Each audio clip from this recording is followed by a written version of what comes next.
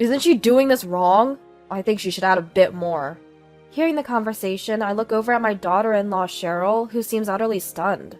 Cheryl looks panicked, holding an apple and just floundering about. Listening to the ongoing conversation between my husband and my son, I start to feel my anger boiling. My husband and son hang up after making their point clear to Cheryl. I lock eyes with Cheryl, who is trembling. She even drops the apple she was holding. Ignoring her distress, I ask, "Could you call them back?" Cheryl, nearly in tears, dials my husband again. While listening to the annoyed voices of my husband and son, I wonder what I should do. My name is Raina, and I'm 62 years old. I've been helping with household chores at home ever since I graduated from high school. I met my husband Oliver through a family introduction, and we got married. Soon after, we had our son and lived happily. My husband would always attend our son Miguel's school events, no matter how busy he was. My son is really cute, and I can't help it. Even when I was sick and couldn't do housework, he would try his best to help. "How are you feeling? Can you eat some chicken soup?" I had to smile when my husband cautiously brought over a pot of soup. It seems he made it after putting our son to bed. Seeing me laugh, my husband joined in, albeit awkwardly. Ever since our son got married, he no longer helps with household chores. But he's good to his wife Cheryl, so I guess it's okay. Sometimes when I'm not feeling well, I find myself craving my husband's chicken soup. I'll never forget the taste of that soup. Lately, I've not been feeling well. It's probably due to age, but I've been having a constant discomfort in my stomach, and I haven't had much of an appetite. Nowadays, since we're living with my son and his wife, Cheryl is in charge of cooking and washing dishes. I handle the rest of the household chores. I can't complain since I'm relieved from most of the cumbersome tasks of cooking and washing dishes. However, I've been feeling feverish lately, and usually lie down on the sofa after finishing the laundry. Just then, my husband walked into the living room. Feeling sluggish, I couldn't get up, but watched his movements carefully. Ignoring me, he passed by the sofa, went to the kitchen table, and started making coffee. The strong aroma of freshly brewed coffee made me cough involuntarily. Hearing that, my husband clicked his tongue softly and left the living room in a hurry once his coffee was ready. It's sad, but lately he's been so cold towards me. It's like I'm a burden to him. I can't pinpoint when things started going south. Somewhere along the line, this is what we've become. Thinking of how caring he used to be made me tear up, and I gently wiped my eyes with my sleeve. Tonight's dinner is meatloaf, but given my poor health, I opted for chicken soup. I'm fully aware of the hassle it takes to prepare a separate meal for one person, but lately, I can't stomach the same food as everyone else. Yet Cheryl, my son's wife, made me chicken soup without a hint of complaint. What a blessing she is in our family. "Mom, chicken soup again? Cheryl's gone through the trouble to make a nice dinner. Isn't it rude not to eat it?"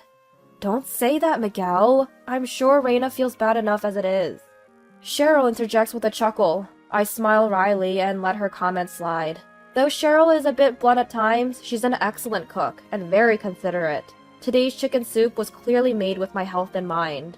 She even added a touch of citrus zest to stimulate my flagging appetite. As everyone else happily chatted and dug into their meatloaf, I sipped my chicken soup. Suddenly, I stopped. The soup tasted off. I can't describe it, but it had a chemical taste. At first, I thought it was the wax from the citrus zest, but even avoiding it didn't help. But even after avoiding the citrus peels to give it another taste test, something still felt off. I couldn't help but furrow my brows, catching my husband's attention, who gave me a stern look in return. Despite feeling guilty towards Cheryl, I left most of my plate untouched. Cheryl noticed and asked with concern, "Didn't it taste good?" Feeling cornered, I lied that I wasn't feeling well and let the moment pass. What did I do wrong? Days passed and I was feeling a bit better. Since Cheryl and my son had plans to go out, today was my turn to cook. Eager to finally get out of the house, I went shopping, but my body felt sluggish, perhaps from being bedridden due to my recent illness. Thinking it was just a lack of exercise, I decided to walk to the nearby supermarket. While waiting for the traffic light, a sudden chill ran through my body, and I felt my vision go dark. I instinctively squatted down, but now found myself sweating profusely. Passers-by glanced at me curiously as they walked by.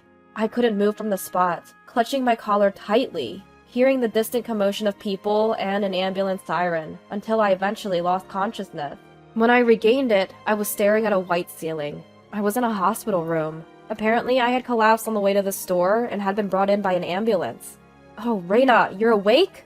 Turning towards the voice, I saw Cheryl standing by my bed. I tried to respond, but my body was uncooperative. For that, I couldn't be more grateful to Cheryl, who showed no signs of annoyance. Looking up to say thanks, something about Cheryl's face seemed different. I couldn't pinpoint it, but it scared me. Without noticing my discomfort, Cheryl took an apple from the fruit basket she probably brought for me. "Reina, you haven't been eating well lately, probably malnutrition. Eat this and get better soon," she said, peeling the apple with the fruit knife. Suddenly a phone rang. I wondered whose it was for a moment. It was Cheryl's. I knew I shouldn't, but I glanced at the screen. My husband's name was displayed. "Cheryl, your phone's ringing." "Oh, yes. Can you put it on speaker? My hands are full." While in the middle of peeling the apple, Cheryl hesitated for a second to put it down quickly, but gave up and said so. Doing as told, I answered the phone and pressed the speaker button. "How is she?" "She just woke up. I'm peeling an apple for her right now." "You're conscious again? What stamina you have." "What's going on? You're awake already?"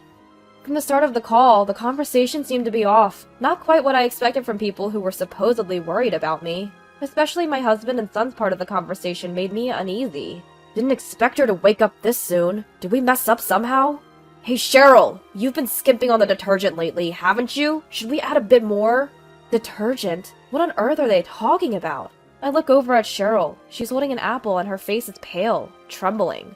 Seeing her face, it clicked for me. It seems they've been adding detergent to my meals. Cheryl had been watching my expression change and finally dropped the apple she was holding. Meanwhile, the conversation between my husband and son continued, unabated. "Even if we fix the detergent ratio, maybe just mixing it into the food isn't enough." "Yeah, I'd like that insurance money sooner rather than later. Maybe we should mix it into her drinks next time." It's amazing she hasn't noticed. She won't notice. This is someone who doesn't even realize she's despised. Laughing heartily, my husband and son ended the call. I clenched the bedsheets, biting my lip. How did things turn so dark? Why must I suffer this way at the hands of my husband, son, and even my daughter-in-law? What did I do to deserve this? There are no answers, no matter how much I think about it.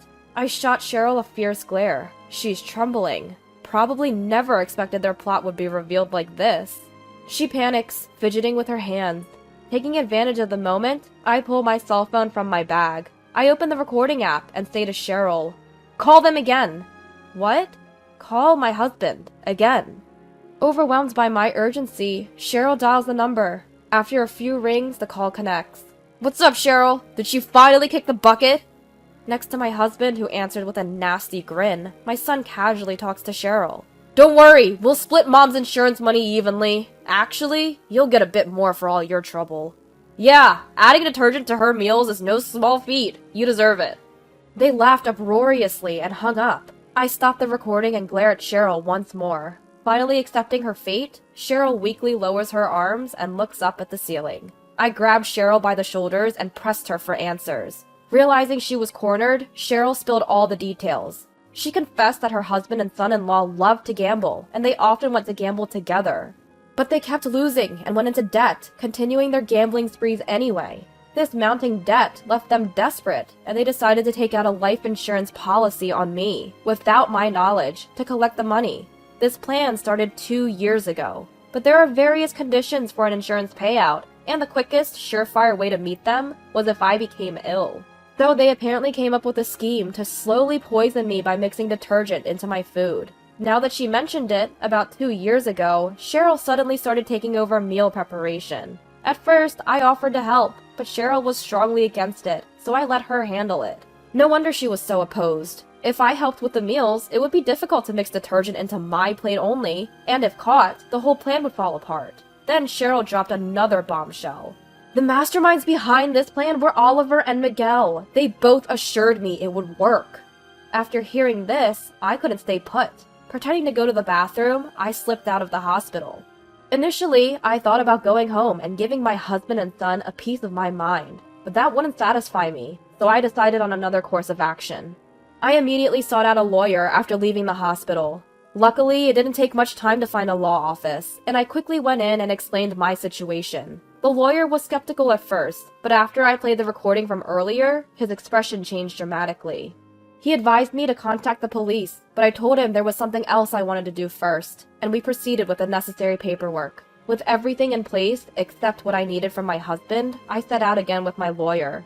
Of course, our next destination was the police station. I began by explaining the whole situation. The police were as skeptical as the lawyer initially, but as soon as I provided the recording and additional explanations from the lawyer, they swung into action. Afterward, a female officer accompanied me back to the hospital, while the lawyer headed to my house with the police. Upon returning to the hospital, Cheryl was still there and was immediately taken away by the police.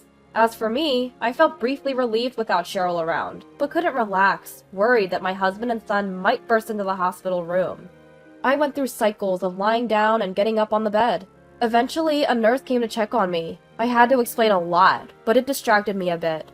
The nurse was shocked by my story and seemed speechless. She remembered the policewoman and Cheryl leaving earlier and went back to the nurse station to process my admission for the day. I can't say how much time had passed, but eventually a different pair of police officers visited me in the hospital room. Worried that my husband and son had escaped, I listened to their updates, fighting back tears. To my surprise, they informed me that my husband, son, and Cheryl had been safely arrested. When the police had initially entered my home, neither my husband nor my son were present, leading them to suspect they had fled. But in reality, they were just out gambling and got arrested after being questioned by the police patrolling the area. I couldn't believe their nerve, gambling while I was being rushed to the hospital. Though they had wished for my health to deteriorate, they should have known I was waking up. Their casual attitude really infuriated me.